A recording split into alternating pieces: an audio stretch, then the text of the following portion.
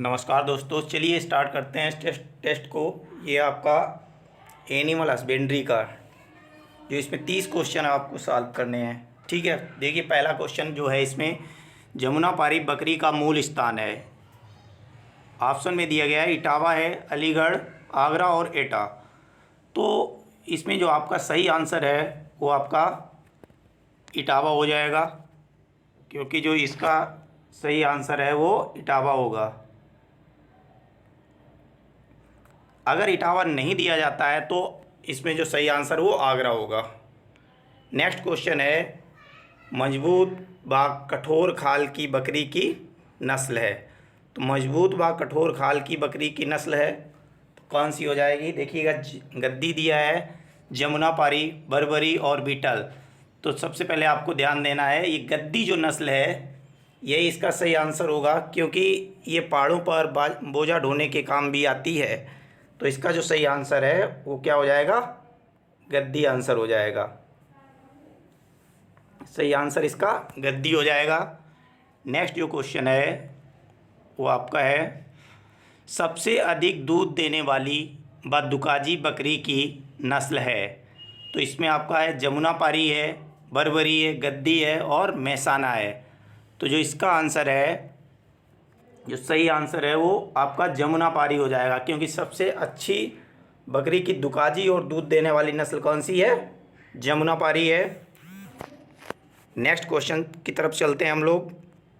Next जो question है खाल उत्पादन के लिए बकरी की सर्वोत्तम नस्ल है। तो देखिएगा, बंगाल की नस्ल, इसमें आपका ब्लैक बंगाल जो आती है। नेक्स्ट जो ऑप्शन में है वो जमुनापारी है। तीसरा ऑप्शन बकरी है, उपरोक्त सभी। तो जो इसका सही आंसर है वो आपका हो जाएगा कौन सा? बंगाल की नस्ल वाला जो है आपका आंसर वो सही हो जाएगा। कौन सा बंगाल की नस्ल कौन सी है? ब्लैक बंगाल। नेक्स्ट चलते हैं नेक्स्ट क्वेश्चन की तरफ।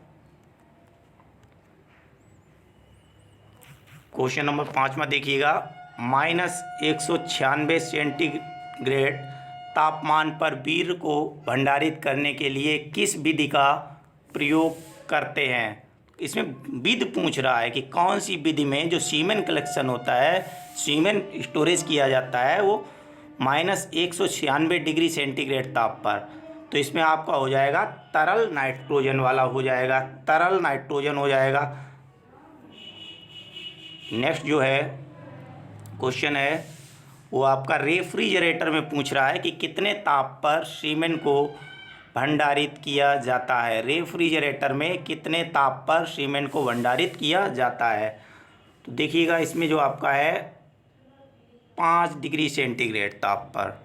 कितना इसमें हो जाएगा? 5 डिग्री सेंटीग्रेड ताप पर रेफ्रिजरेटर में सीमेन का भंडारण किया जाता है। नेक्स्ट क्वेश्चन देखिएगा, जो मुर्रा है, मुर्रा भैंस का प्रतिव्यात औसतन दुग्ध उत्पादन है।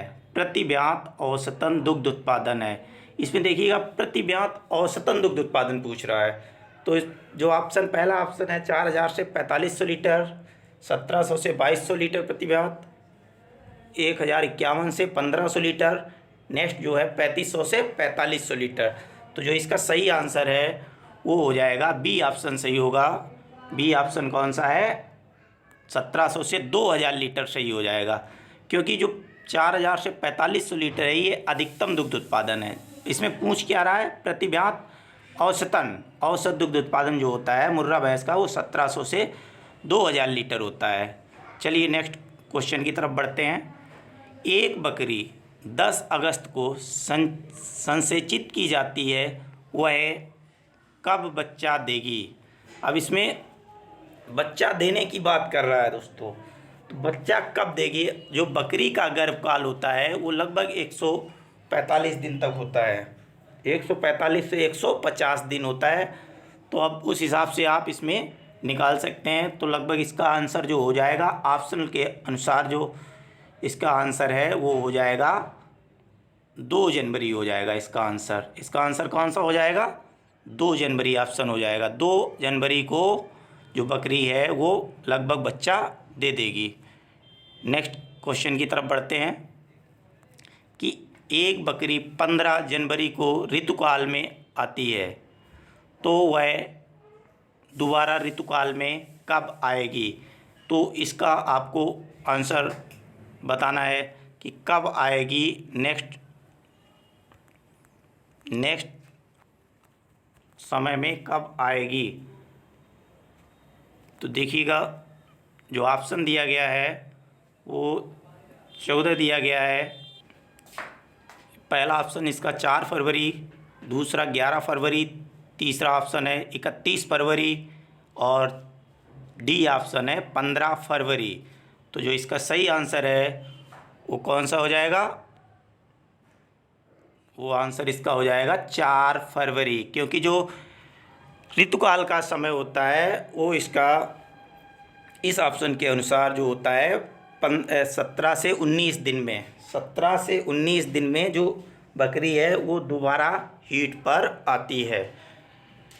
नेक्स्ट क्वेश्चन जो है देखिएगा, इसमें पूछा गया है कि मुर्रा भैंस का जो दुग्ध काल होता है, जो मुर्रा भैंस का दुग्ध काल होता है, कह रहा है कि कितने दिन का दुग्ध काल होता है। तो इसमें दिया गया 300 दिन, 200 दिन, 340 दिन और 280 दिन।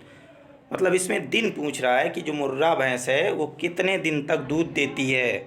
एक बार अगर बच्चा दे दिया है तो उसका जो ए ऑप्शन इसका सही होगा, 300 दिन तक जो दुग्ध काल होता है वो कितने दिन होता है, 300 दिन का होता है मुर्रा भैंस में।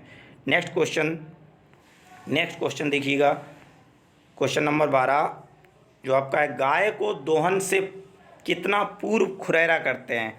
तो इसमें जो गाय है या भैंस है इसमें पूछ रहा है कि जो खुरैरा होता है, खुरैरा आपको पता है किस लिए किया जाता है, रक्त परिसंचरण के लिए।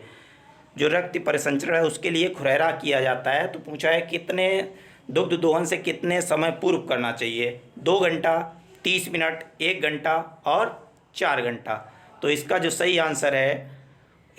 आंसर है वो आपका हो जाएगा 1 घंटा। 1 घंटा पूर्व जो है क्या करना चाहिए, गाय को दोहन से पूर्व खुरैरा 1 घंटा पहले करना चाहिए। नेक्स्ट देखिएगा, भैंस को चिन्हित करने की सर्वोत्तम विधि है। पूछ रहा है कि भैंस को जो चिन्हित किया जाता है उसके लिए सबसे अच्छी विधि कौन सी है, टैटूइंग, ब्रांडिंग, टैगिंग और नोचिंग। तो इसमें देखिएगा जो इसमें भैंस के लिए प्रेफर किया गया है वो ईयर नोचिंग होता है। जो ईयर नोचिंग में क्या होता है कि जो भैंस में वी शेप का निशान बनाया जाता है, वो भी कहाँ पर, कान में वी शेप का निशान बनाया जाता है। तो इसमें आपका हो जाएगा सही ऑप्शन हो जाएगा कौन सा, डी ऑप्शन, ईयर नोचिंग का। नेक्स्ट चलते हैं, नेक्स्ट दूसरे क्वेश्चन की तरफ। भैंस की गर्भावधि है, इसमें पूछ रहा है कि गेस्टेशन पीरियड ऑफ बफेलो, जो भैंस है उसकी गर्भावधि कितने दिन की होती है, कितने दिन में भैंस जो है वो बच्चा दे देती है। तो ऑप्शन में देखिएगा 285 दिन दिया है, 340 दिन, 290 और 310 दिन। तो जो इसका सही आंसर है वो 310 दिन में क्या होता है, भैंस जो है वो बच्चा दे देती है। नेक्स्ट देखिएगा, ठंडा दाग लगाकर चिन्हित करने हेतु प्रयोग करते हैं। जो इसमें पूछ रहा है जो पशुओं को जो चिन्हित किया जाता है तो उसके लिए जो है कौन सा ऑयल प्रयोग किया जाता है, सरसों का तेल, अंडी का तेल, ब्रांडम तेल या कास्टिक सोडा। तो इसमें जो आपका सही आंसर है वो हो जाएगा ब्रांडम का तेल जो आता है वो प्रयोग किया जाता है जब ठंडा दाग लगाकर चिन्हित किया जाता है उस समय। नेक्स्ट चलते हैं, पशुओं को गिराते हैं। जो पशु को गिराते हैं, मान लीजिए जो पशु है किस तरफ गिराया जाता है, अगर उसको कोई, ये तो बहुत पहले था, अब तो मान लीजिएगा क्रेंट नामक यंत्र आ गया है तो उसमें बहुत कम गिराया जाता है। जैसे फिर भी अभी पैरों में कोई समस्या आ जाती है कुछ, तो उसके लिए पशु को क्या किया जाता है, गिराया जाता है। तो किस दिशा की तरफ गिराते हैं, बाएं, दाएं, उपरोक्त, दोनों, उपरोक्त में से कोई नहीं। तो इसका जो सही आंसर है वो हो जाएगा दाहिनी की दिशा की तरफ पशु को गिराते हैं। किस तरफ, दाएं दिशा की तरफ पशु को दाहिनी ओर गिराते हैं। नेक्स्ट क्वेश्चन की तरफ चलते हैं हम लोग। जो नेक्स्ट क्वेश्चन है, बकरे को बधिया करने की सर्वोत्तम विधि है। तो जो बकरे का कैस्ट्रेशन किया जाता है, अब कैस्ट्रेशन क्यों किया जाता है ये आप सभी लोगों को पता है कि जो भाई प्रजनन की जो शक्ति है उसको किस तरफ मोड़ना होता है, मांस पर्पज हेतु के लिए पाला जाए, ठीक है, मीट पर्पज हेतु के लिए। तो इसमें आपका दिया गया है बर्डिजो कैस्ट्रेटर द्वारा चीरा लगाकर इलेस्ट्रेटर द्वारा उपरोक्त सभी, जो इसमें पूछा है सर्वोत्तम विधि पूछ दिया है, वैसे तो सभी हो जाता है लेकिन सर्वोत्तम विधि पूछ दिया गया है, तो कौन सा आंसर सही हो जाएगा, इसका सही आंसर हो जाएगा चीरा लगाकर। चीरा लगाकर ये सिर्फ छोटे पशुओं के लिए है, जैसे बकरा है और भेड़ में हो गया, उन सभी बच्चों के लिए इसमें किया जाता है। नेक्स्ट क्वेश्चन जो है वो है छल्ला चढ़ाकर बदियाकरण करना कहलाता है। छल्ला चढ़ाकर बदियाकरण करना कहलाता है। बर्डिजो कैस्ट्रेटर के द्वारा होता है, इसमें छल्ला प्रयोग होता है, या इलेस्ट्रेटर के द्वारा, उपरोक्त दोनों, उपरोक्त में से कोई नहीं। तो इसमें जो छल्ला चढ़ाकर, इसमें जो सही ऑप्शन है वो क्या हो जाएगा, इलेस्ट्रेटर। इलेस्ट्रेटर जो है, इसमें इलेस्ट्रेटर के माध्यम से रबड़ का छल्ला होता है, उसको क्या किया जाता है, टेस्टिस के ऊपर चढ़ा दिया जाता है। नेक्स्ट क्वेश्चन की तरफ चलते हैं। नेक्स्ट क्वेश्चन है गाय को ब्याने के बाद जेर डाल देना चाहिए। कितने समय बाद, गाय को बच्चा देने के बाद क्या करना चाहिए, जेर डाल देना चाहिए। तो इसमें ऑप्शन है 4 से 8 घंटे के अंदर, दूसरा ऑप्शन है जो 3 से 4 घंटे के अंदर, सी ऑप्शन में 10 से 12 घंटे के अंदर, डी ऑप्शन में 8 से 10 घंटे के अंदर। तो जो इसका सही आंसर है वो 3 से 4 घंटे के अंदर सही आंसर हो जाएगा, क्योंकि जो गाय है, जेर है, वो पशु जितनी जल्दी से जल्दी डाल दे उतना ही अच्छा होता है। कितना हो जाएगा, 3 से 4 घंटे के अंदर। नेक्स्ट क्वेश्चन की तरफ हम लोग चलते हैं। भेड़ गर्भ न ठहरने पर पुनः ऋतुमयी होती है। देखिए, अगर भेड़ को प्रेग्नेंट कराया गया, अगर वो प्रेग्नेंट नहीं हुई है तो वो पुनः दोबारा ऋतुमयी हीट पर कब आएगी। तो इसका जो है ए ऑप्शन में दिया गया है 16 से 17 दिन बाद, 21 से 24 दिन बाद, सी ऑप्शन में 8 से 10 दिन बाद, डी ऑप्शन है 30 से 32 दिन बाद। तो इसका जो सही ऑप्शन है वो हो जाएगा 16 से 17 दिन बाद। 16 से 17 दिन बाद क्या होता है, भेड़ में अगर प्रेग्नेंट नहीं हो रही है तो ये पुनः दोबारा ऋतुमयी होती है। नेक्स्ट क्वेश्चन की तरफ चलते हैं। दुग्ध वितरण पुस्तिका में अंकित होता है। दुग्ध वितरण पुस्तिका में अंकित होता है। क्या क्या अंकित होता है देखिएगा, पशु के ब्याने का विवरण, बी ऑप्शन है खाद्य पदार्थ की उपलब्धि का विवरण, सी ऑप्शन दूध के वितरण के विवरण, डी ऑप्शन दूध के उत्पादन का विवरण। तो इसका देखिएगा पूछ रहा है, क्वेश्चन पे ध्यान दीजिएगा, बिल्कुल सटीक आंसर जा रहे हैं, 4 के चारों जा रहे हैं, लेकिन फिर भी आपको देखना सही से पूछ क्या रहा है कि दुग्ध वितरण पुस्तिका में।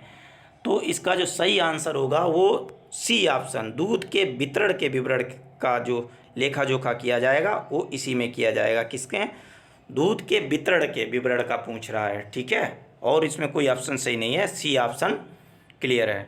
नेक्स्ट क्वेश्चन की तरफ हम लोग चलते हैं कि जो नेक्स्ट क्वेश्चन है कि बकरी का संभोग काल होता है। जो बकरी है उसका संभोग काल कितने समय का होता है। तो 36 घंटे दिया है, बी ऑप्शन में 12 घंटे, सी ऑप्शन में 24 घंटे और डी ऑप्शन में 48 घंटे। तो जो इसका सही आंसर है वो डी ऑप्शन हो जाएगा 48 घंटे। जो इसका एग्जैक्ट होता है वो 48 से 72 घंटे होता है। कितना होता है, 48 से 72 आवर होता है, 48 से 72 घंटे, ठीक है। नेक्स्ट क्वेश्चन की तरफ चलते हैं। गाय, भैंस तथा बकरी में नाड़ी गति, देखिएगा नाड़ी गति के बारे में पूछ रहा है। गाय, भैंस तथा बकरी में नाड़ी गति किस धमनी पर हाथ रखकर देखी जाती है या ज्ञात की जाती है। तो इसमें दिया है मैक्सिलरी धमनी, कॉक्सिजियल धमनी, उपरोक्त दोनों, उपरोक्त कोई नहीं। तो इसमें देखिएगा गाय, भैंस तथा बकरी में दिया है, तो इसका हो जाएगा क्या, कॉक्सिजियल धमनी हो जाएगा। इसका जो सही ऑप्शन है बी ऑप्शन है, कॉक्सिजियल धमनी हो जाएगा। अगर इसी में अगर एक क्वेश्चन और बन रहा है, इसी में अगर पूछ दिया जाए कि सूअर और भेड़ में अगर पूछ दिया जाता है तो फीमोरल धमनी, किसमें, सूअर और भेड़ में अगर पूछ दिया जाए तो कौन सा हो जाएगा, फीमोरल।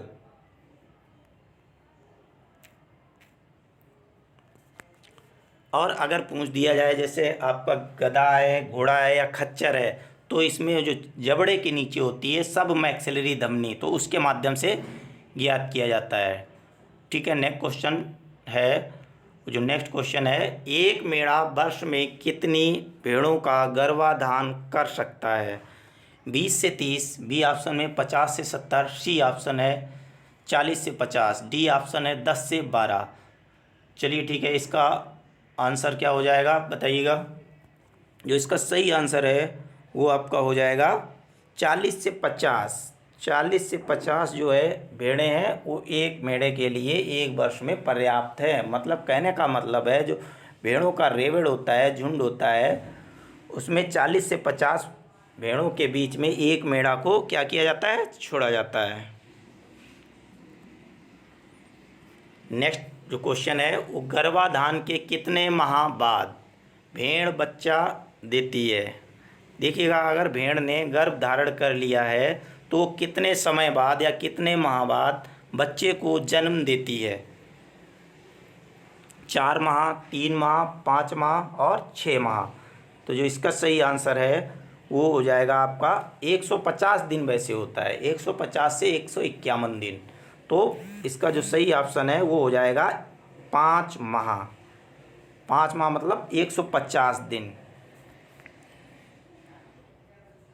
नेक्स्ट क्वेश्चन की तरफ हम लोग चलते हैं। देखिएगा, इसमें पूछ दिया है कि भेड़ के बच्चे को कहते हैं, भेड़ के बच्चों को क्या कहते हैं? किड, मेमना, उपरोक्त दोनों, उपरोक्त में से कोई नहीं। तो किड तो आप जान ही रहे ना किसको कहते हैं। किड जो कहते हैं वो बकरी के बच्चे को कहते हैं किड। और तो भेड़ के बच्चे को क्या कहते हैं? भेड़ के बच्चे को मेमना कहते हैं। जो इसका सही आंसर है वो लैम्ब हो जाएगा, मेमना। नेक्स्ट चलिए चलते हैं, नेक्स्ट क्वेश्चन की तरफ बढ़ते हैं। क्वेश्चन नंबर 27 कि किस आयु के बाद जो बुल होता है, सांड होता है, तो उसमें वंशोत्पत्ति करने की क्षमता कम होने लगती है?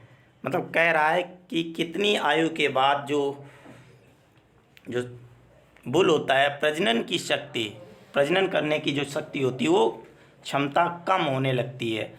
ऑप्शन में भी दिया गया 2 वर्ष की आयु के बाद, 5 वर्ष की आयु के बाद, 9 वर्ष की आयु के बाद और 12 वर्ष की आयु के बाद। तो आपको पता है कि ज़्यादा से ज़्यादा 10 वर्ष तक ये कार्यरत होता है। तो जो 5 वर्ष दिया है ये सही आंसर होगा इसके, कि 5 वर्ष के बाद क्या होता है, जो उसकी वंशोत्पत्ति करने की क्षमता कम होने लगती है। इसका सही आंसर जो है 5 वर्ष की आयु के बाद। नेक्स्ट जो क्वेश्चन है, चलते हैं नेक्स्ट क्वेश्चन की तरफ बढ़ते हैं कि भारत में सर्वप्रथम कृत्रिम गर्भाधान कब प्रारंभ हुआ था?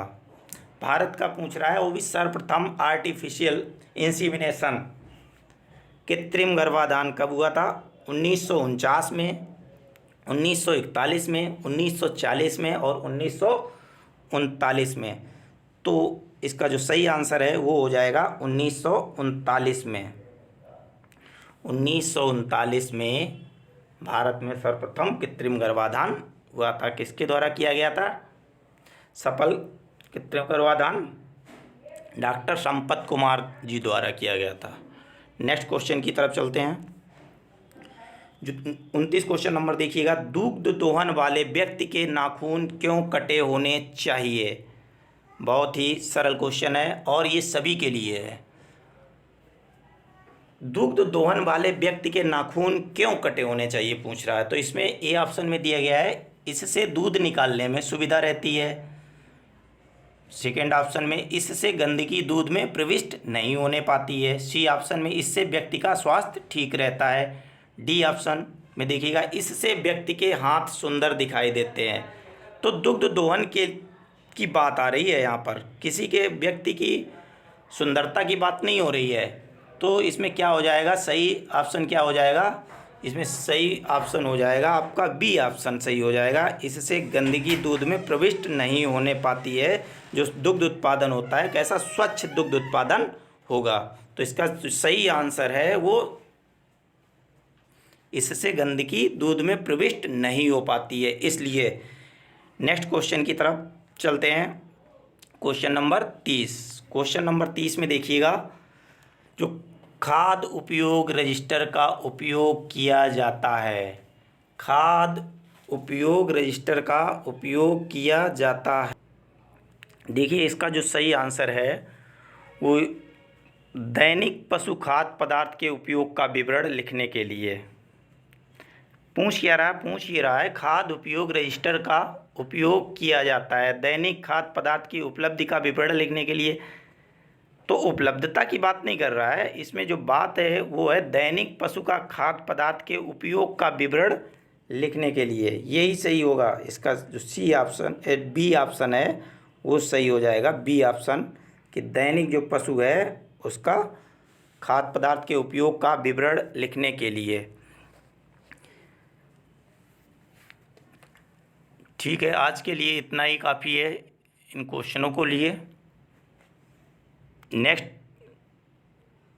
नेक्स्ट क्लास में शामिल होंगे इंजीनियरिंग की क्लास के जो क्वेश्चन होंगे उस पर चर्चा होगी। धन्यवाद।